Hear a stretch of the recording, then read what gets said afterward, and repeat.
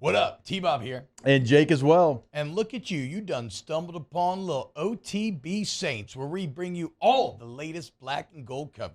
Who are the Saints going to draft? Who's going to be their quarterback? What does the salary cap look like? All that information and more. Hope you enjoy it. Like, subscribe. Groupie tied for the third most attempts in the league. Greg saying, somebody pointed out the Lutz is 8 of 9.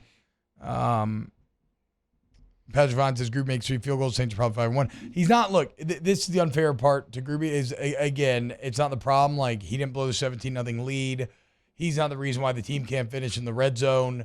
But that's just the life of a kicker. You have to be perfect. And when you're a rookie and somebody gives you a chance and then you start to struggle in this way, it's going to loom very large. But again, I don't want to make this about Groupie because this is more about the offensive line being horrible. It's more about Derek Carr and the offense just falling apart in the red zone.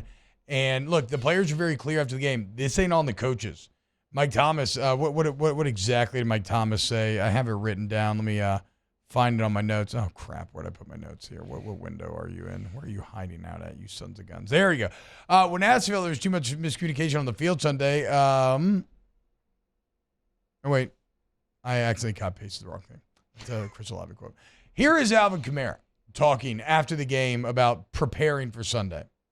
I don't know what the issue is, but I will say I think DeMario said it best in the when we came in the locker room. I don't know what a lot of guys are doing. I don't know what anybody but me is doing, right, preparation-wise. But to play this game at the level that we want to play it, it takes a lot of sacrifice. And I know personally I sacrifice a lot. Personally, family time, personal time. During this time, you can't do everything you want to do, right? So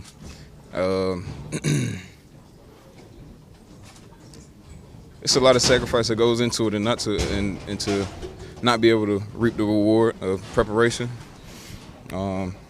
It's annoying. I don't like it. It's not a fun feeling. And again, I'll circle back to what DeMario said. I don't know what everybody else is doing to prepare, but there's a certain type of sacrifice that you have to make to be able to come out here and to play at a certain level, at an elite level. So I just hope everybody's doing that. We just need to find a way to win. Read between the lines for us there, Jake. That means that there is players that he sees leaving the building early. Yeah. He sees players getting there right before meetings. That's what that tells me. Yeah. That tells me he knows what he's doing. He knows what some of the other veteran players on this team are doing. And there's some guys, be young or old, that aren't doing those things. That's what that answer said, without having to call people by names. Because the people that are doing those things, they hear that, right? And they know he's talking directly to them. Look, if the meeting starts at 8 and you're pulling into the parking lot at 7:50, it's not acceptable in the NFL. If practice ends at 5 and you're in your car at 5:01, you're not doing the things you have to do to win in the NFL. You'd be like, well, what do you mean? I mean, you're there on time. Okay, it takes so much more than just being there when you're supposed to be there. I have seen guys be incredible athletes, first-round picks, second-round picks, whatever, and be in the league for 3 years because they were doing the things that I'm talking about. They kind of knew what they were doing, but they didn't know what everybody else was doing. And at the NFL level, you can't succeed doing that. At the college level, if I know what I'm doing, I could probably get by doing that because I know my job. In the NFL, you've got to know what every single person basically is doing because I've got to know, well, why is the tackle patting his hip? Like, what's he telling me? Okay, well, why is he doing that? Not just, okay, when he pats his hip, I got to do this. No, I got to know when he does this, this is where he's going. This is where I have to fit. Here's what the running back has to do off of that. You have to understand everything about it. And you're always learning in the NFL. It's never stagnant. It's never, oh, I got it. I'm good. Oh, we're going over this install again, man. I've been here for like 6 years, man. What are we doing? You always have to learn.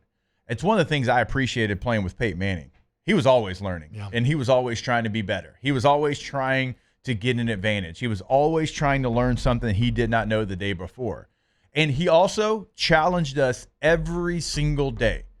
Every day he challenged us. It didn't matter what we were doing. If we were out there doing two-man route combinations, it didn't matter if you were me, Jacob Tamme, Brandon Stokely, Demaryius Thomas, Eric Decker, Wes Welker, Noshawn Moreno. Did not matter who you were. He was going to challenge you, and he wanted you to mess up because he wanted you to never go out there and not know what to do, because he didn't want to go out on the football field and not be able to do what he wanted to do, and you had to know what you were doing for him to have that ability. So he challenged you every single day. It didn't matter who you were. He was going to call you out. He had the clicker in his hand on Monday mornings, right? We're coming to film review. He's got a legal pad in front of him with all the MAs, missed assignments, and he'd go through the play. And it didn't matter, again, if you were 15. Brandon Stokely was like 15 years in the league at this time. And if Stoke had an MA and he didn't say, hey, it's my bad, I should have run this route in this coverage, Peyton Manning was calling you out. And that's what the Saints need right now, man. They gotta get together fast. They cannot afford to keep driving these games, or they should win. Wow, just amazing black and gold takes right there, Jake. I don't think I've ever heard any takes that are better than the two guys that just gave you that take. And you can keep getting them by going ahead and liking, subscribing, ringing the bell to get notifications when we post. Have a great day. We'll see you on the next OTB Saints.